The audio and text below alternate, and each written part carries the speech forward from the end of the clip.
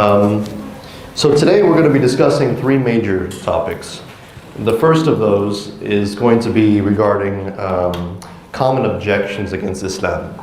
Okay, common objections against Islam. I'm going to be discussing, this is probably going to be the more unsettling or maybe the more uncomfortable part of the session, because a lot of the things that you're going to read and that I'm going to tell you are very insulting to our religion, and they're very insulting to the Prophet Muhammad sallallahu alaihi wasallam.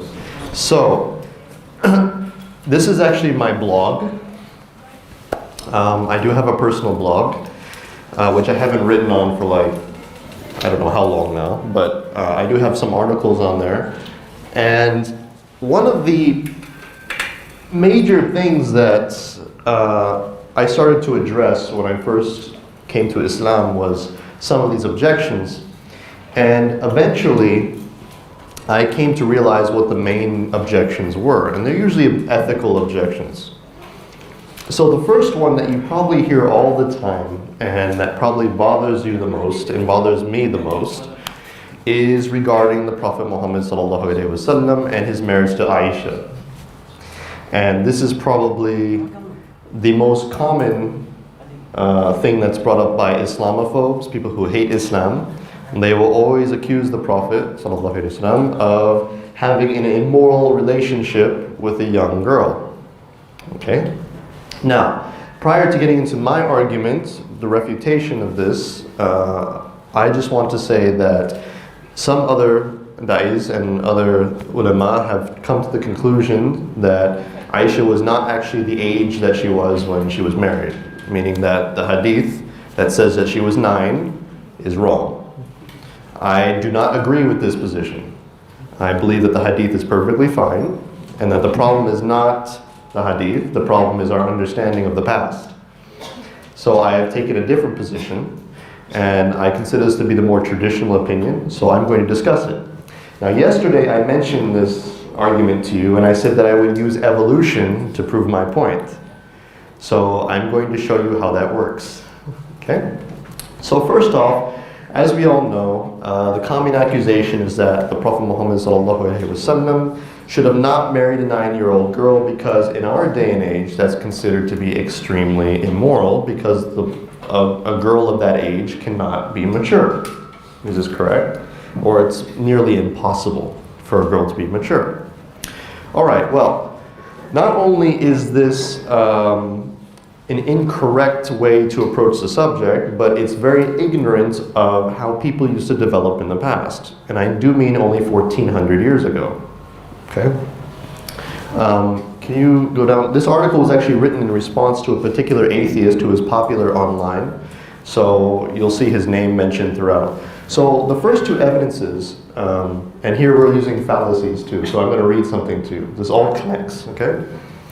So here the atheist effectively has committed the fallacy of suppressed evidence, or he has not shown you all the evidence regarding the subject, okay, by not mentioning some important factors that run contrary to the conclusions. Okay. So for instance, if we look at evolutionary biology, or what we call life history theory today in certain circles, they have claimed themselves within the past few years that the problem of using biological age, meaning the age 9, 10, 11, 12, those are what we call biological ages, okay? All right, to determine the social age of a child is becoming more widely acknowledged in the literature, all right? While the biological basis of childhood cannot be contested, seems reasonable, one should be aware of its limitations. So, first off, many scientists who study evolutionary biology, who study the evolution of human development, have suggested that it's difficult to determine the actual maturity of somebody, both socially and even physically, simply based on their age. And you're going to see why. If we can continue, please. A little bit down. Okay. So Fowler says, much of the tension in the investigation of age in the past arises from the assumption that we can link biological to social age. This desire to turn biological categories into social ones by creating implicit and direct links between the two causes problems. The distinction between child and adult are the product of the current limitations of osteological methods, meaning how we determine bone age. For any of you here who are scientists, who have studied anything regarding anatomy, okay? For age estimation in adults, and that using biological development standards for aging results in the construction of artificial divisions of social and mental development. So what they're trying to say here, I'm going to break it down very simply, is that just because the bones have a certain age to them, and just because they show that the girl or the boy was 9 or 10 or 11, does not mean that that person is the same as a 9 or 10 or 11, 12-year-old today. Okay? And there are many reasons for that.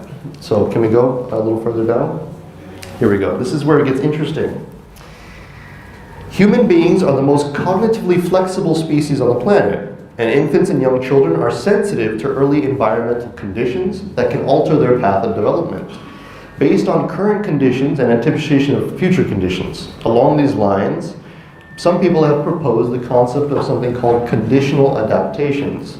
Okay, so in evolutionary life history theory, we have something called conditional adaptations, meaning that depending on your environment, your body and your mental development will also be different, depending, for instance, how long you're going to live. Okay, how harsh is your environment? All right, how much education, for instance, do you go through? Okay. Children living in different environments develop different cognitive or behavioral strategies in anticipation of the environment they will likely inhabit as adults. All right, so meaning that children will develop to anticipate or to adapt to their future conditions. So they may develop faster, they may develop slower. Okay? A little bit farther down, please. Thank you. Conditional adaptations underpin development of contingent survival and reproductive strategies. Viewed from within this framework, the adolescent who responds to a dangerous environment by developing insecure attachments, adopting an opportunistic interpersonal orientation, engaging in a range of externalizing behaviors, and sustaining an early sexual debut, is no less functional than the adolescent who responds to a well-resourced and supportive social environment by developing the opposing characteristics. Meaning what they're trying to say is that, you know, these kids who grow up and the teenagers who go out and they start acting like adults at very young ages, they want to be sexually active at very young ages, it's usually due to the fact of the environment that they grew in. Okay. Go down. Sorry. Okay, and this is where the main argument comes in. That the environment can influence growth and development trajectories during pre-adult life history stages is well established, meaning the scientific community believes that this is well established. Okay, that conditions, your environmental conditions can affect your maturity, can affect your growth at a very early stage. All right. In general terms, high mortality regimes favor relatively early production, meaning if you're likely to die at the age of 30, you will most likely begin to reproduce at a much earlier age, okay? Because you don't have much long to live. So if your lifespan is going to be 30 or 40 years old, then you're probably going to start having kids around the age, probably as a teenager or less than that, because you only have another 20 years to raise them before you have to die, right? So if, for instance, in the Arab world, if your lifespan was 30 or 40, which was common, prior to the move to Medina, we're going to discuss that later, okay? Being married at 9 or 10 was quite common, because by the time that you had a child, you'd be around 20, you'd be considered middle-aged. And then by the time you were 30 or 40, you'd be dead. So you didn't have much time to raise your children. So the bottom line is that people simply did not live as long or as healthy in the past. Many women died right after childbirth, and the need to have many children who would later be left without parents would have triggered youth in the past to mature faster so that society could still function. Okay? Death was something of a greater reality for children, and as such, they had to adapt accordingly. Today is a little different. The mic is a little bit, it's playing tricks on me. Okay, if we can go down a little bit. Here we go. Deretsky and Meskel say that no matter what period we are examining, childhood is more than a biological age, but a series of social and cultural events and experiences that make up a child's life. The time at which these transitions take place varies from one culture to another and has a bearing on the level of interaction children have with their environment, their exposure to disease and trauma, and their contribution to the economic status of the family and society. The Western view of childhood, where children do not commit violence and are asexual, has been challenged by studies of children that show them learning to use weapons or being depicted in sexual poses in the past. Okay? What is clear is that we cannot simply transpose our view of childhood directly onto the past, meaning we cannot, what we call this anachronistic, is when we try to impose history or we try to impose present day understanding of things onto the past events. Because the conditions in which we live today are vastly different. Okay? Can you just go down a little bit? Okay, stop. So, when we get to the hadith, we notice that Aisha, may Allah be pleased with her, said that when a girl reaches 9 years of age, she is a woman. She stated this herself. During her time period, she considered herself and other girls at her age at that time to be women. Why would she say that if she didn't actually believe this to be the case?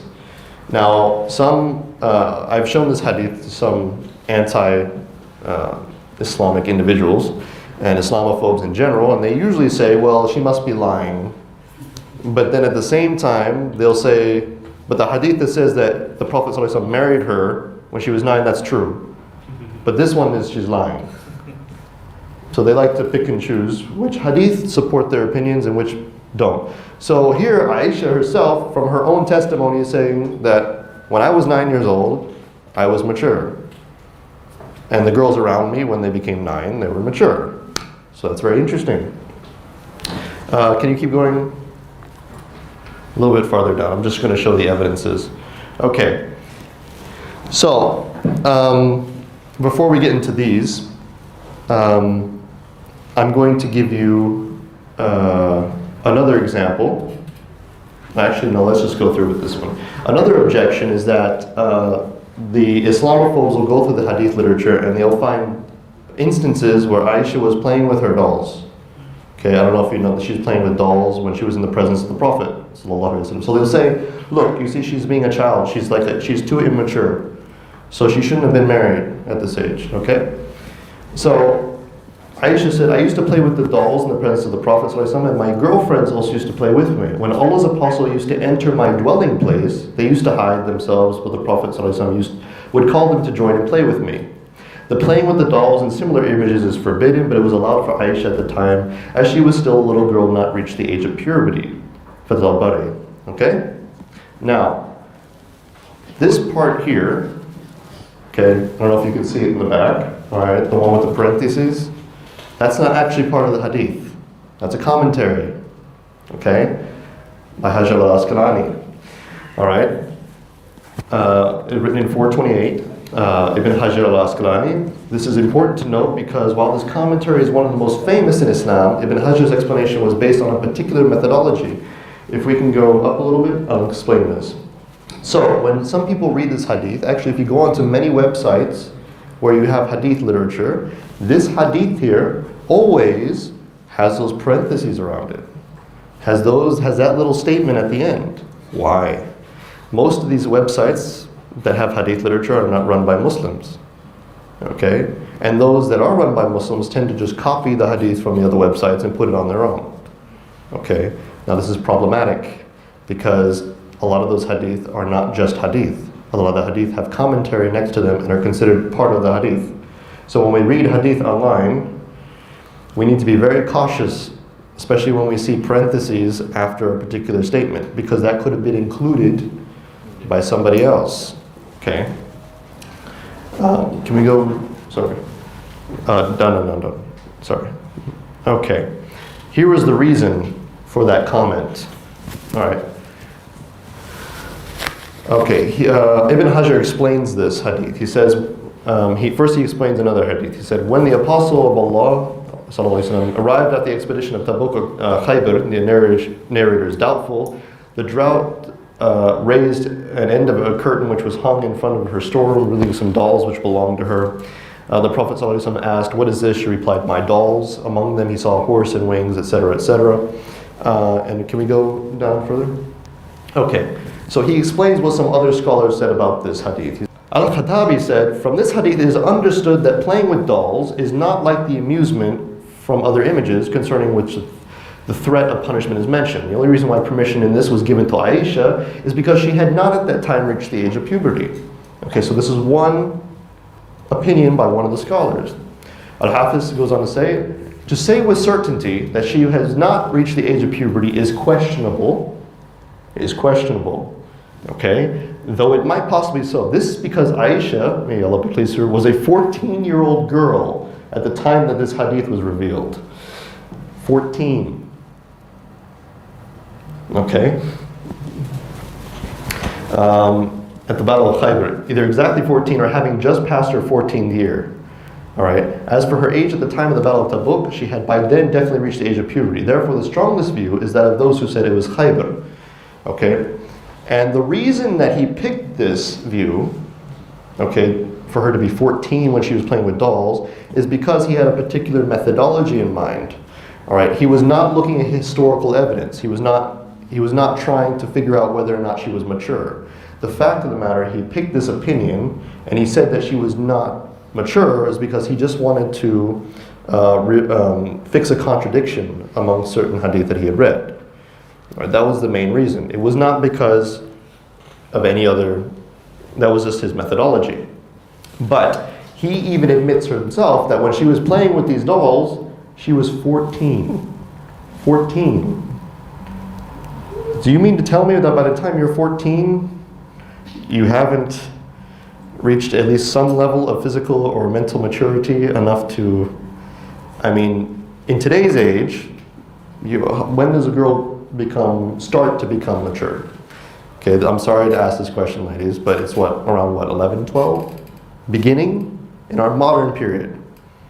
And yet Islamophobes will use this hadith, which mentioned when she was 14, which is 3 years longer than that, 3 years above that, and say she did not reach puberty yet. Doesn't make any sense. And the only reason that the scholar mentioned she didn't reach puberty is because he wanted to protect Aisha from the accusation that you can't play with dolls. So is there something wrong with the accusation, or is there something wrong with his idea of maturity? We have to decide upon that. But if we were to look at the commentary, I would say that he is incorrect about her not having reached puberty. She just played with dolls at that time. Maybe we don't know exactly the context of why she was playing with the dolls, but it's very certain that she was 14 years old. 14. Okay, so she was beyond 9 at this point in time. This is 5 years after she had consummated with the Prophet, right? So she had to have at least, she's a teenager. So we know this. So this hadith of her playing with dolls cannot be used against the Prophet or Aisha in any way whatsoever. Okay, if we can go down a little bit, please. Okay, this hadith is very important, and I want you to memorize it. Actually, the reference is down below. I'll show it to you in a moment, but write it down in a moment if you wish to. Narrated Aisha, I had seen my parents following Islam since I attained the age of puberty. Not a day passed but the Prophet ﷺ visited us both in the mornings and evenings. This is prior to her marriage, because she was still living with her parents. She had reached puberty prior to her marriage with the Prophet. This is direct evidence. Anyone who says that she did not reach puberty prior to consummation is false. This is a falsehood, because we have direct evidence from Aisha herself that says she had reached puberty at that time prior to consummation. Okay? And if we can go all the way down, can we see the reference? I believe this is 15. Number 15, please. Oh, lovely. Sahih Bukhari. I did forget. This is a Sahih Hadith. Volume 1, Book 8, number 465. So this is not controversial. This is not a hadith that we can just throw away, and this is not something that can be questioned. Okay, this is direct testimony that she had reached puberty prior to the marriage. So any Islamophobe that says she didn't, you show them this hadith. And that's it. Okay? But I will tell you this, that even if you present this information here, okay, the first one I just gave to you, they will still deny. They will still say there's something wrong with your religion that allows you to marry a 9-year-old girl. No matter how much you show them. Because they still have it in mind that for some reason 9-year-old means immature. Because they're only thinking about this time period. Okay? And if we can go down. Oh, yeah, we'll start with this paragraph here. And this ties into one of their major beliefs that we mentioned yesterday, progressionism. Progressionism. We become more moral and more advanced in today's period than we did in the past. And it ties in that the reason that people married young back then is because they didn't know any better. Okay, it's because they were ignorant or because they didn't understand what maturity was. All right. So this is one of the major reasons or major influences upon the atheist mindset. This is why they cannot understand that maybe just back then there were different conditions which did not allow for the possibility of certain things to occur. And the way that I explain this, can we go all the way down to the model at the bottom, please? The way that I explain this is very simple. Okay, go down all the way. Oh, here we go. Great. And I actually gave this a philosophical name for the theory that I'm about to present you. It's called normative circumstantial morality. You don't have to remember that, but basically we call it circumstantial morality, okay? So I made a little bit of a chart here. So I said, let's say that we're all trying to reach happiness, okay? Can everyone read this? Can see this little diagram? Can we see the diagram? Or can we click? Okay, great. So let's say we have happiness. Everyone wants happiness, right? So we're trying to achieve a happy state in our society, okay? Now, the conditions or the circumstances 1, are 600 CE Arabia. Okay, so we're talking about 1400 years ago, right? Now, this was written in 2013, so it's a little off. So now we're 2015, okay? So, the global world. So let's see the differences. Closer knit societies, lack of universal global awareness and interaction, less access to natural resources, less modified food sources and pollution, less technologically advanced infrastructure and tools, less complex economic models, shorter lifespan and more severe health conditions, lesser knowledge base, more actively engaged youth, and can we go up a little? No. Yeah, down. In society, biological, cognitive, and belief development based on the above, all are universal to every society, grammar problem, and rarely, if ever, changed. Now let's look at the right. Okay?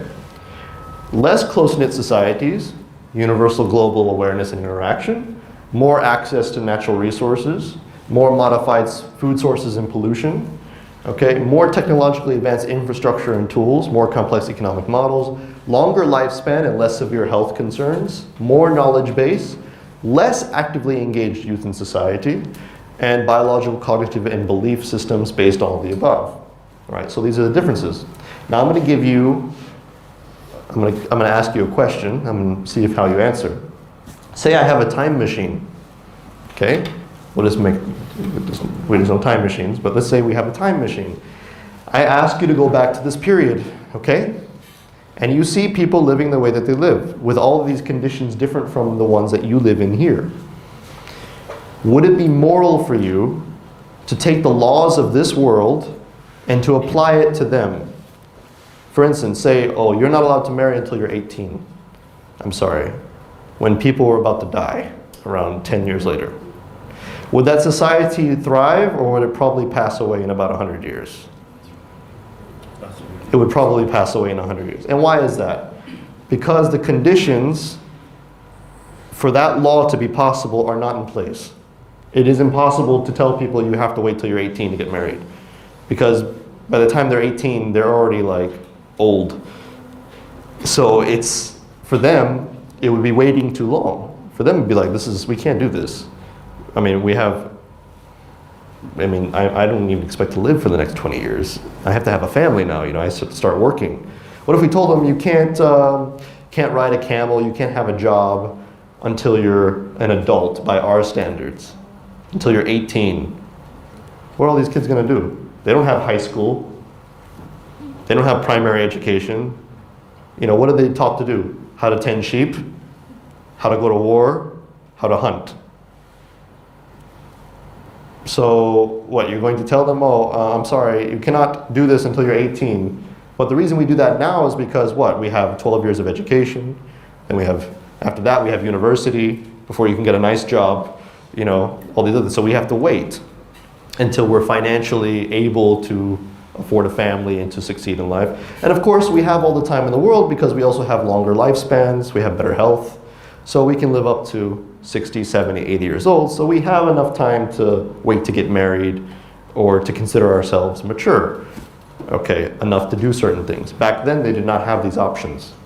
So if we were to take our common law system and go back in time and say, okay, now you need to follow this because you are immoral, you don't know any better, they would probably all die because the conditions that we have in our society are not there.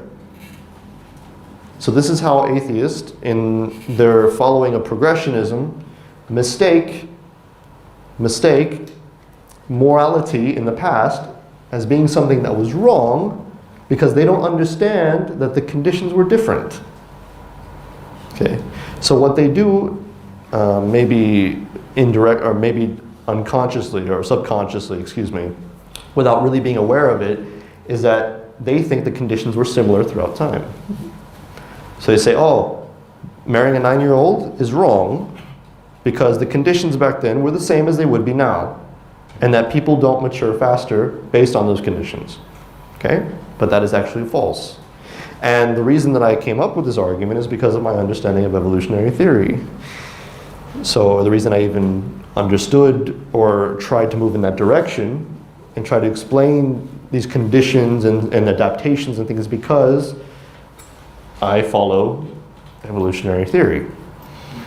Okay, so when a lot of Muslims, and I'm not saying anybody in the room, tells me that we should not believe this understanding of theory, I'm not saying we should believe all of it, but I'm saying that the basic foundations of it, I ask them, are you sure?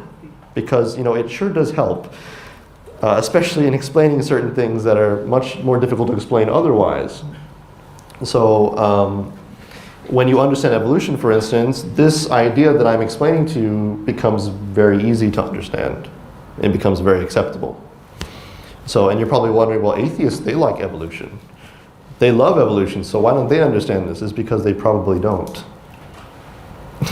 If a lot of people think that just because atheists are obsessed with science, that they must know everything about science, but in fact, most of the time they know just as much as everyone else, which is very little. So they use science as a beating stick on religion, but most of them don't actually know anything about it. So when you come in and you teach them something about it, they get very offended. To me, it's most interesting that the scholars were already thinking in this pattern prior to the concept of evolution or the concept of different conditions throughout time. They were already thinking about conditions because of the fact that the Quran and the Sunnah did not limit certain things. So they had more of open access to information. So the nature of Islamic law, okay? If we can go up a little bit. Okay, stop. Okay, so there's a flexibility in Islamic law. Do we understand this? There's a certain flexibility in Islamic law, okay? And it's the flexibility of having concern for public interest. Having concern for public interest. Okay, so for instance, everyone understands or has heard of the event during the time of the Caliphate of Umar al-Khattab. Correct? During the time when he was running the Islamic polity, and what had occurred during that time? There was a drought. Is that the case? There was a drought, right? And people were starving, and they were stealing lots of food because they were starving. And he canceled the punishment for theft. Is this true? Yes, it is true. He canceled the punishment. He basically, we didn't cancel it, but he He postponed it, thank you, that's a better word. He postponed the punishment for theft because he knew that it would be unjust to punish people who were starving to death. So Islam allows for certain conditions to change the application of law.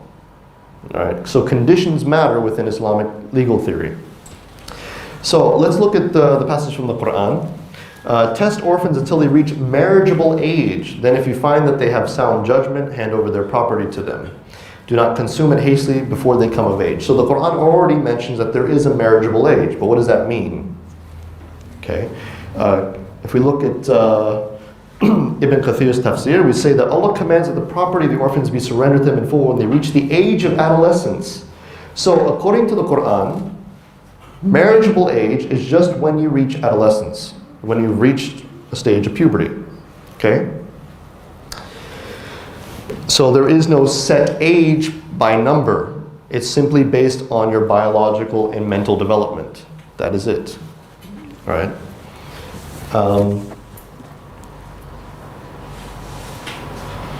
Okay.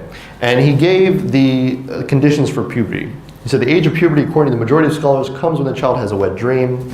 And can you go down a little bit more? I'm sorry.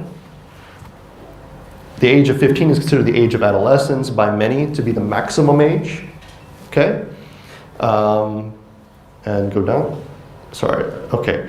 But however, when you read this, you need to understand something else. When the scholars believed that puberty started at a physical time, meaning a wet dream, okay, or menstrual cycle, when your menstrual cycle starts, all right, they did not simply assume that puberty was a physical event, but they believed that when that physical event occurred, that your mental processes also followed. So when they say that if the girl starts bleeding, they didn't just mean, okay, that's it. She's mature. No, they assume that when she starts bleeding that she's also thinking in a different way. So that's why they only mentioned certain conditions, because they didn't think that they were separated. Now, there is an interesting part though in the Quran. And there's also something else. First off, the majority position of all classical scholars held that minors could be contracted in marriage by their guardians, although consummation was not permitted until the minor was physically ready to enter a sexual relationship. Okay, that's why the Prophet ﷺ had married Aisha, actually engaged Aisha, had a nikah contract with her at 6, but consummated at 9. Because there's something else they don't understand, is there's two versions of the contract within Islam. Okay, go down a little bit. Stop. Okay, now this is where it gets interesting.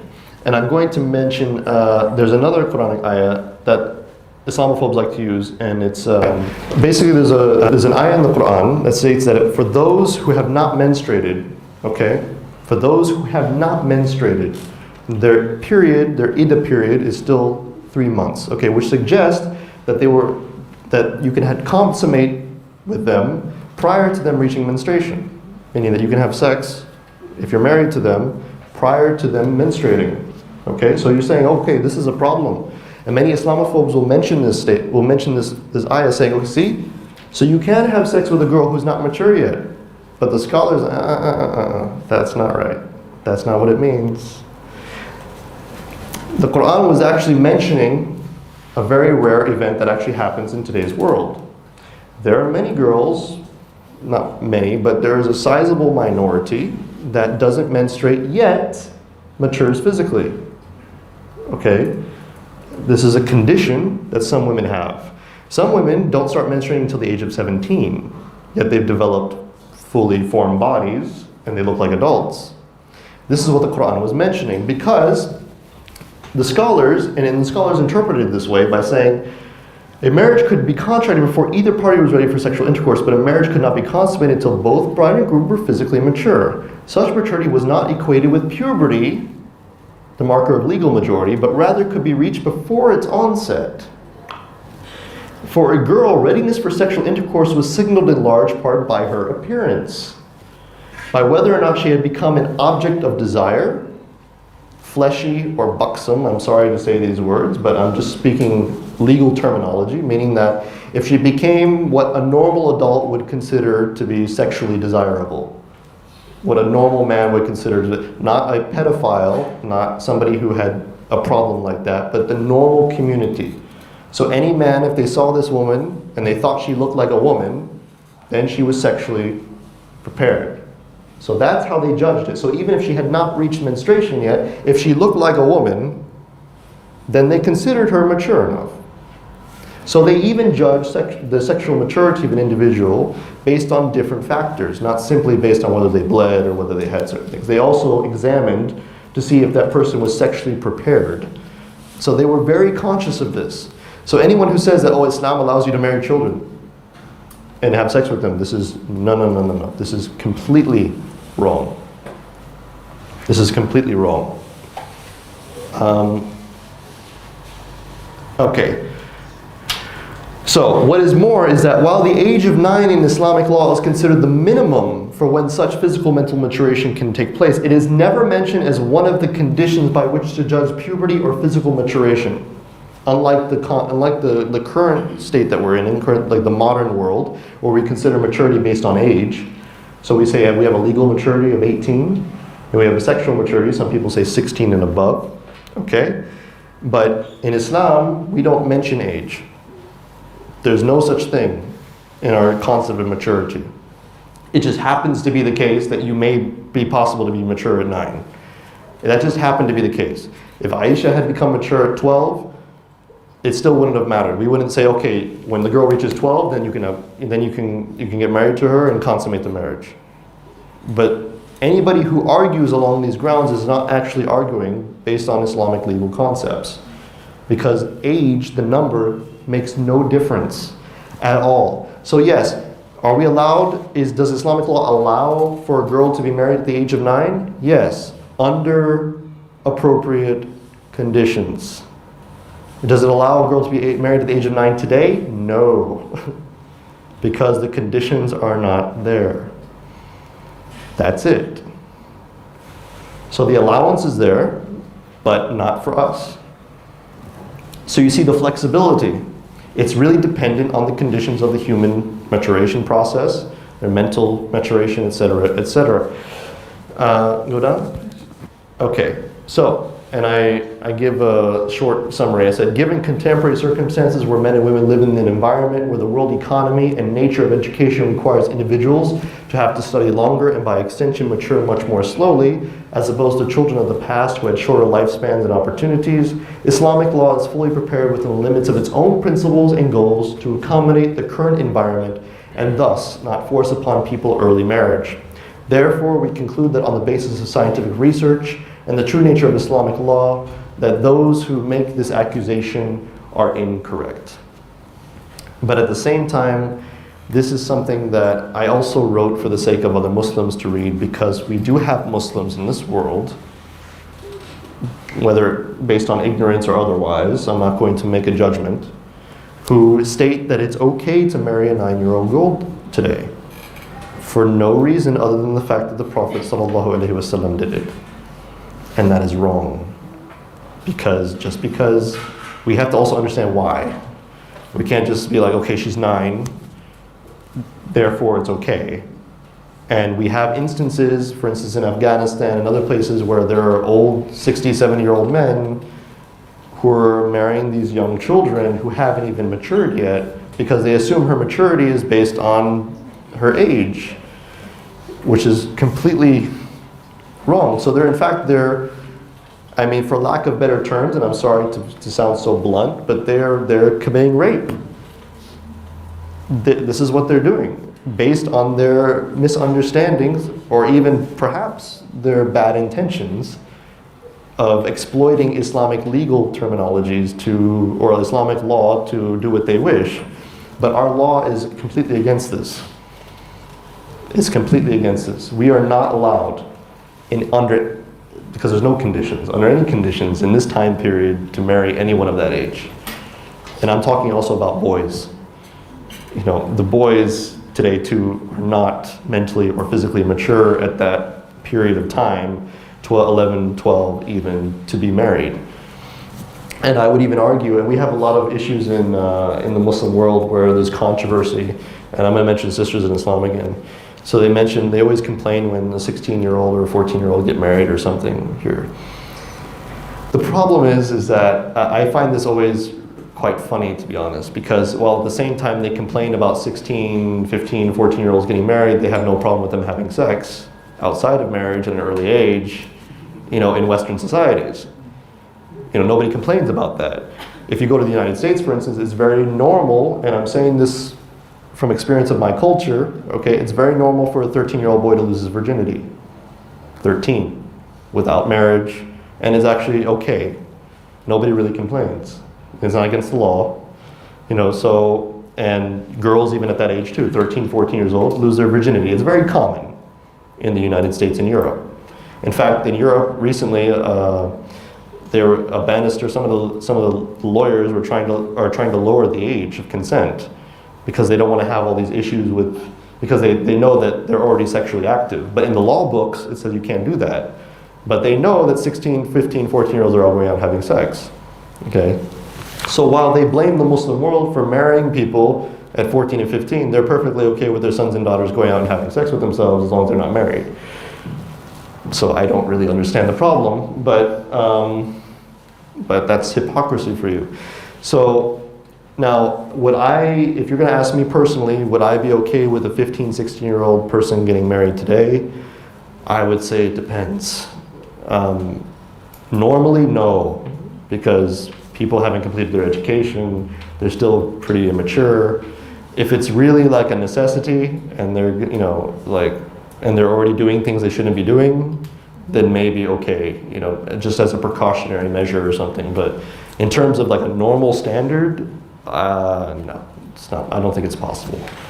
And I think we should try to shy away from this if we can, because when you're 16 and even when you're 17, you still haven't really.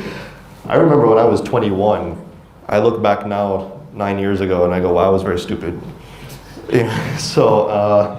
And then, you actually think that way until you're 25. So when I became 22, I look back when I was 21, I was like, oh, I was stupid. And then when I became 23, I look back when I was 22 and I was like, I was stupid. And I kept going until around 25. And then I stopped changing. I started being normal, Because around 25, men, they kind of physically start to level off a little bit. They stop. Women mature much faster mentally, actually. They mature around 20, and then they kind of stay that way for a little while, for most of their life.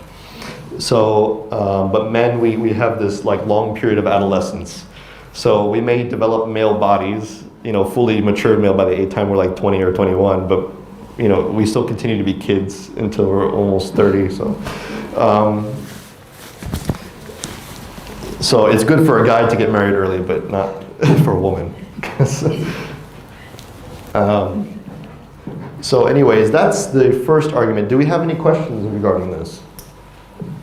Is it a little bit complex, or? I need you to understand something, okay? The world is not static. Human development is not static. Societies are not static. It doesn't mean that they're progressing on a constant upward turn, but they're adaptive.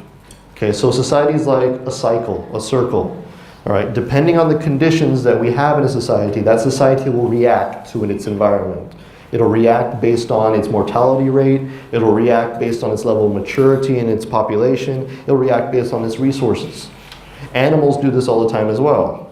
Okay, you look in a forest, for instance, and this is just a very basic understanding of evolution as well. You'll notice that animals will change the way that they behave or the way they reproduce based on the amount of resources they have and whether their environment is in danger, correct?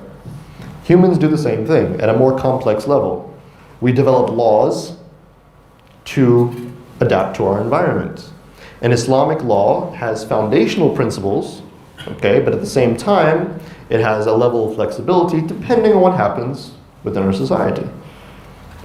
So for instance, as I mentioned earlier, we can suspend certain judgments if the society is not capable of handling them. We don't go around chopping people's hands off if people are starving to death. And Islam perfectly allows this to occur because it's a mercy. It's not just a strict legal code, And actually many legal codes across the world are very much like this. They're based on conditions, okay? And they set certain standards, but sometimes they will violate those standards or change the standards in order to accommodate different situations that are unknown. That's why we have the concept of ijtihad. in fiqh in order to come up with new answers based on Islamic law. Okay? So it's not a strict thing. And the great thing, the wisdom of Allah subhanahu wa ta'ala can be seen in the Quran because He never mentions an age. He says marriageable age. So He's leaving it up to us to understand that. So He knows, Allah knows, obviously, because He's God, He knows that we change. We develop differently over time. Our maturity is different in different conditions and time periods. So He left it to us to make that decision. When are our people mature enough to be married? What is our conditions of maturity? Okay. So, anybody have any questions regarding this? Yes. I would like to ask, is it true by your article? Is it true the morality is also evolved?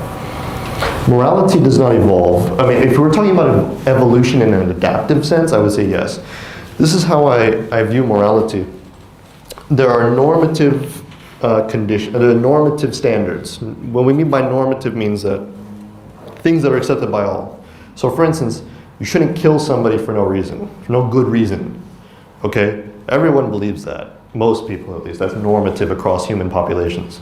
Now the conditions for what a good reason or not change over time. So for instance, people will give you different, like, okay, well, self-defense, I can kill somebody. That's normal, okay? I may have to kill somebody because I think they might kill me because they have a gun or something. In the United States, we have something called provocation, words of provocation. In fact, it's funny because they talk about free speech all the time, but if you feel that somebody is being threatening to you in the United States, that they're speaking a certain way, and like they're on your property or something, you can shoot them. Because you feel that person might hurt you. So you don't have to wait for them to like stab you until you start, doing something, So even they understand that there are certain circumstances where there might be justification for violence. So we would usually say violence in general is bad. But then of course, sometimes war is justified. Sometimes killing somebody is justified. Sometimes hurting somebody is justified. So those conditions might change over time. And that's a very simple example.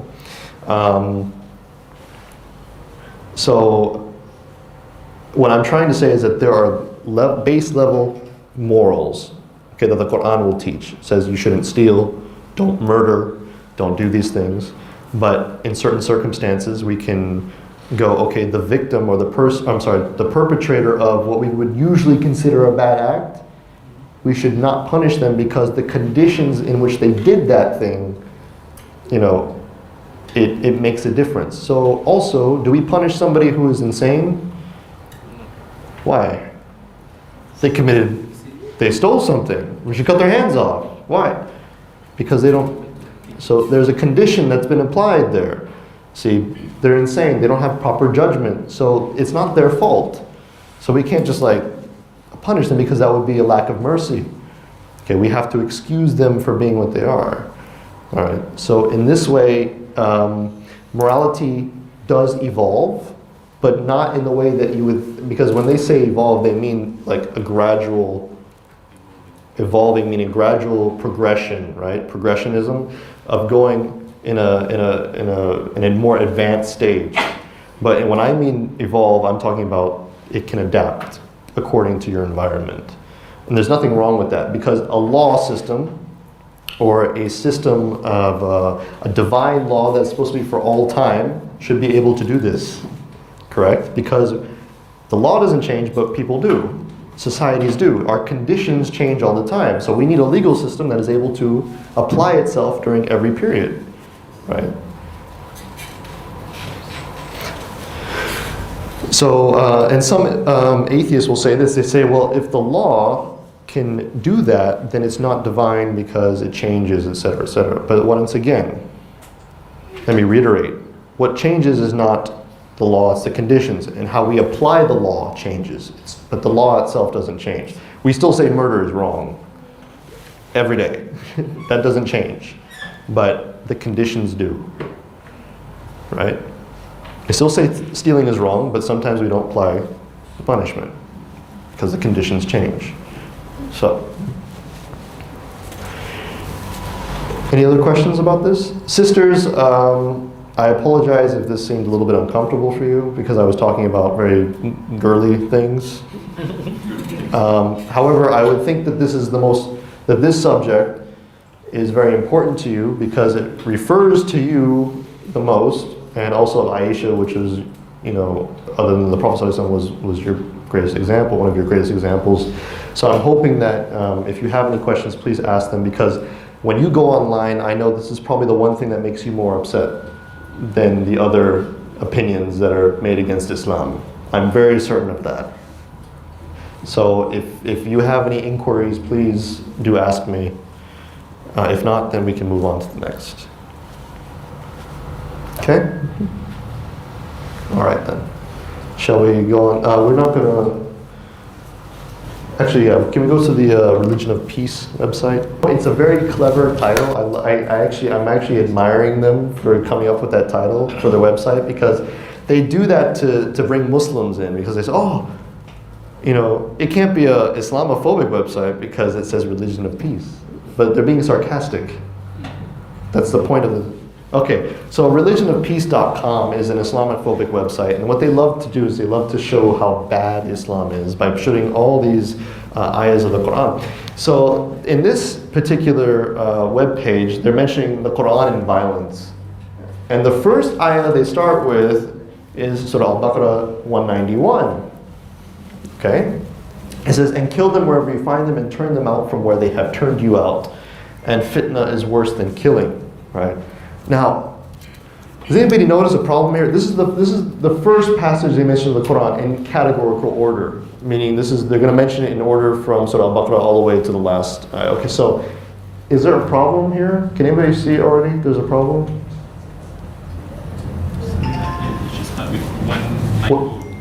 Yes, they're forgetting an ayah.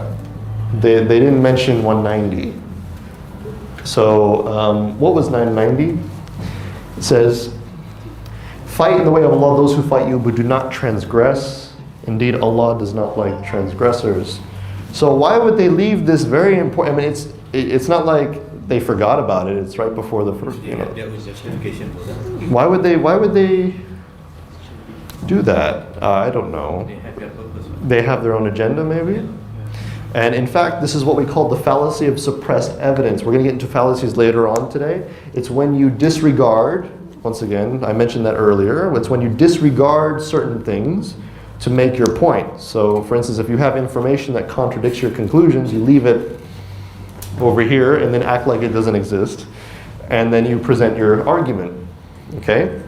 And a lot of atheists like to commit this fallacy, especially when they talk about Islam. We also call this cherry picking. Okay, this is the more common term for it, is when you look in the Quran, you find what you want, and then you erase everything else, and then you show it and say, this is what the Quran says, see? It's also called quoting out of context, okay? And what it means by quoting out of context is that you do not take in reference other passages and the historical reasons behind it, etc., etc. So if we can go back to the other page, please, I'm sorry. So fight in the way of Allah those who fight you and do not transgress. Okay? And in fact, before going on, that ayah is the number one ayah to use against people who commit acts of terrorism. It's also a good ayah to use against extremists in general, because what extremists like to do is they like to state that the reason that we can kill the civilians of other people is because they kill our civilians. So we fight them like they fight us, right? But this ayah says, do not transgress. Do not go past the limits. There are limits that are made for you. So if you define your jihad based on what the kuffar do, you have no limits. So this ayah itself, it has not been abrogated, by the way. This ayah has not been abrogated. This ayah says that you have limitations of warfare. And the ulama have all been unanimous. And they state that just because they kill our civilians does not mean that we can kill theirs. Okay, so they are actually defying not only the Quran, but they're defying also the ulama in general. So that, and it's very convenient to leave it out when you're talking about jihad. So in fact, here's the funny thing. The Islamophobes use the same reasoning as the terrorists. when they read the Quran. They read it the same way. There's no difference. The Islamophobes and the terrorists have the same mentality about Islam. And yet, the Islamophobes want to stop terrorism. But they're promoting a Quran or justification for certain things that the terrorists do. So at one time they say terrorism is bad, but then at the same time they say, oh, but your reasoning is okay. This is how you should read the Quran, like a terrorist. So it's interesting. So, and kill them wherever you find them and turn them out from where they have turned you out. And I want to explain their explanation here. They said the historical context of this passage is not defensive warfare. Really. Since Muhammad ﷺ and his Muslims had just relocated to Medina and were not under attack by their Meccan adversaries. Is that true? No. What happened when this ayah was revealed? No. The treaty had been broken by the Quraysh. When you break a treaty in warfare, what does that mean? That means basically treason. That means that you have said, attack me. So, okay? And that means for any society. If you break a treaty, that means you want war.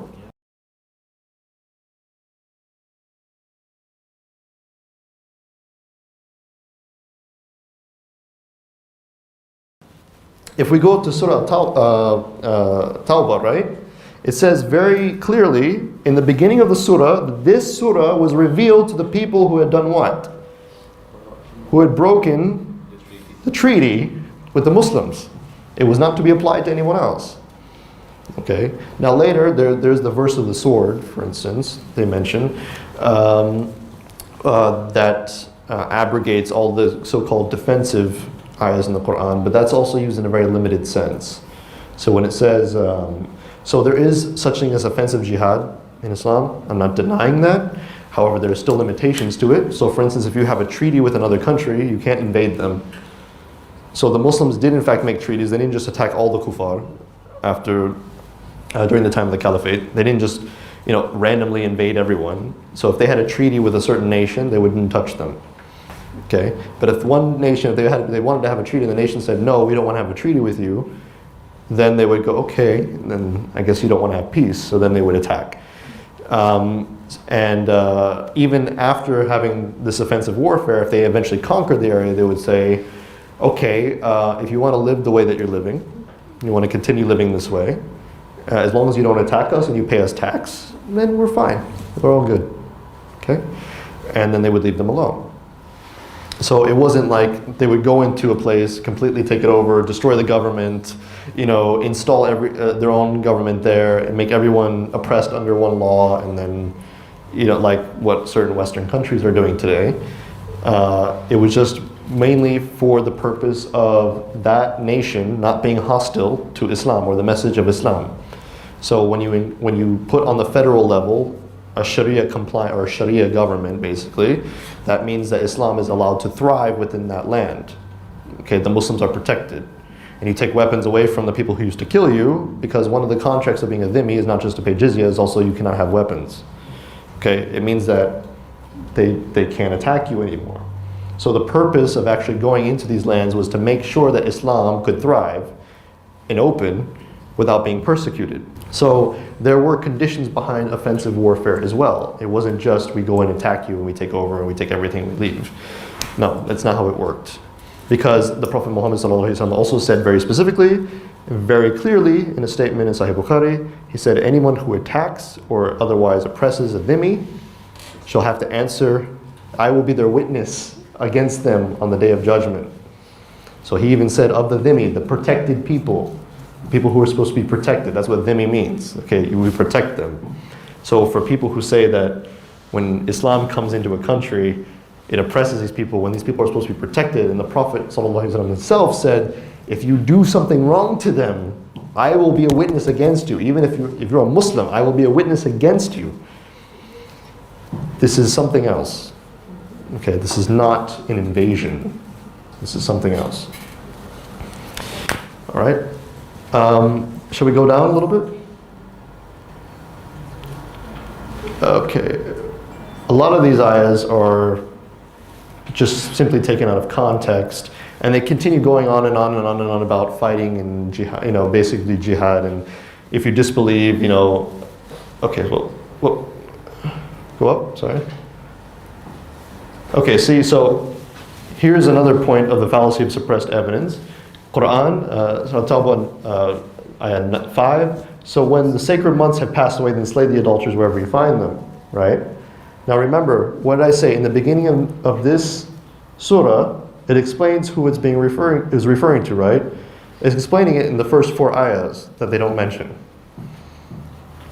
And every time that you argue with an Islamophobe, especially somebody who considers Islam to be extremely violent, probably the first passage they ever relate to you is this one, right? Without quoting the other 4 before it. They say, see what the Quran says? It says you can kill me anytime you feel like it, for no other reason than the fact that I'm not Muslim.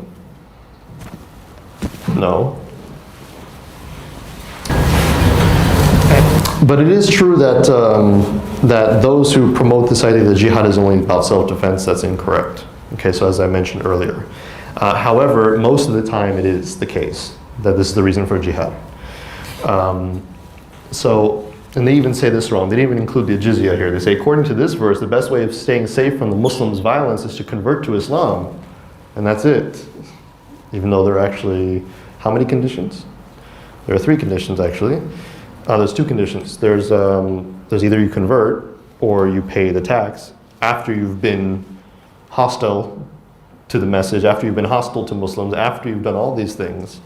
So it's not just randomly that this occurs. Now, we had an incident happen a few months ago. It was perpetuated by the Khawarij, okay? And I'm mentioning ISIS here. So they attacked the Yazidis, a Yazidi community of pagans. They slaughtered many of them. Some of them they told to convert. Some of them did convert.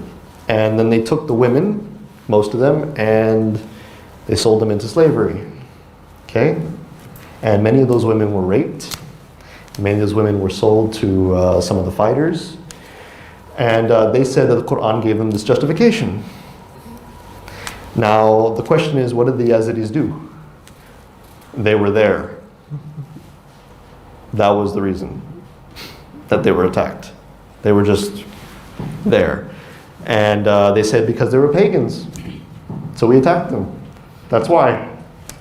And you have to wonder, in 1400 years, why nobody else attacked them until now. They've been living in Iraq since that time, since all the previous caliphates. And yet nobody bothered to kill them or force them to convert or take jizya from them or anything, nothing. But yet ISIS decides,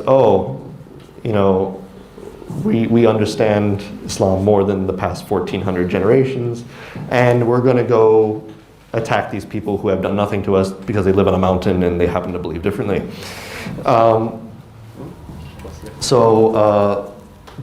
Let's see, are the Islamophobes following their interpretation of Islam more, or are they following the majority of Muslims in the past 1400 years? You have to decide that on your own. I think you already know the answer.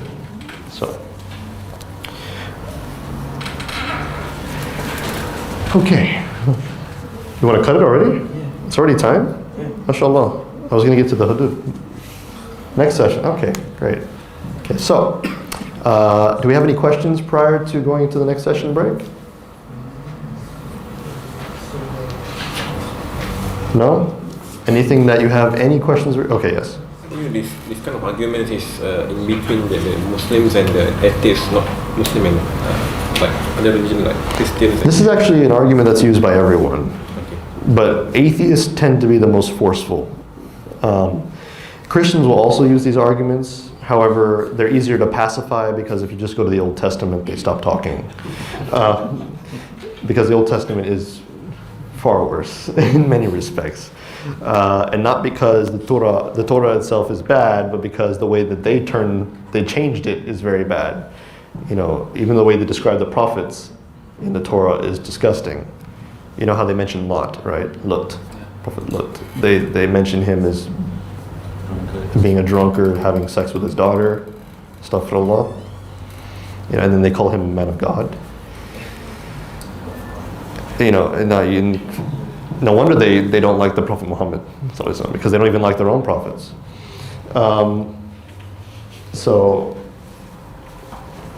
Christians tend to be more easy to pacify. Jews actually are the least of your concerns. You know, I always find it interesting how Muslims we're so antagonistic against the Jews. But in fact, the Jewish people, the Orthodox, I'm not talking about the Zionists, the Jewish people themselves agree with us more than anyone. Like, most of the things they eat, we eat. The way they dress, we dress. You know, the way that they believe in warfare and things like this is very similar to us. They don't like Israel either.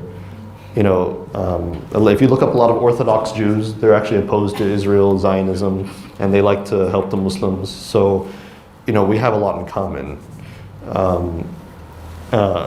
Even though the Quran says that we're closest to the Christians, but now the Christians aren't even Christians anymore. They're basically atheists who go to church on Sunday for a hobby. You know, it's like their social hobby, it's their social club. You know, they go there and they sing praises and then they go out and act just like everyone else. So, and you have to wonder, I know we have like 2 minutes left, but I gotta keep ranting. You have to wonder how they follow Christianity, because if you actually read the Bible, the gospel accounts, for instance, you see certain things that they don't do. Like, for instance, when Isa, in the Gospels at least, how they account him, when he prays, he goes in the sajda. He said when he gave the Lord's Prayer, his Lord's Prayer, and I can actually recite it, Our Father who art in heaven, hallowed be thy name, thy kingdom come, thy will be done on earth as it is in heaven. Give us this day our daily bread, and forgive us our trespasses, we forgive those who trespass against us, and lead us not into temptation, but deliver us from evil. Amen. I had to memorize that when I was a young boy. I'm from Catholic school. But when he gave this prayer, he said, pray as I pray. He told his companions in the Gospels, pray as I pray. And as he recited this, they said before he recited it, he went down on the ground on his head. Do you see any Christians doing that today? They stand up and they're like, Jesus. They're singing Jesus, you know. And it's like, I don't think he told you to do this, but okay, it's fine. So, yeah, I can imagine the Gospels, start singing my name and doing this, you know. So it's interesting when you read the Gospel accounts, you can actually see that the Gospels were retained, the Injil was retained in some degree, because you can see Isa doing certain things in the Gospels that were very much opposed to current Christianity today. He eats kosher food. He acts like a Jew throughout the Gospels. Paul doesn't, but you know, Isa is very much Jewish. And he even says in the gospel accounts, a lot of Christians say, Christianity was given to all of mankind. But Isa himself says in the Gospels that I only came for the Jews. I didn't come for the Gentiles. But the Christians, they explain this away by saying, well, Paul met Jesus later on after he died in some dream or something, and Jesus said, okay, now you can go to the non-Jewish people. And so, anyways, I'm sorry, okay, I just done ranting, but like I said, we're going to have a break now, and then we're going to start the next session. I'll probably get into the hudud in that one, and we will discuss atheist psychology, how to do da'wah to atheists, and also basically how to debate. And I will be giving you some examples from my own life, so you can see what I say and what I do. Okay, so at 11 o'clock, you are dismissed.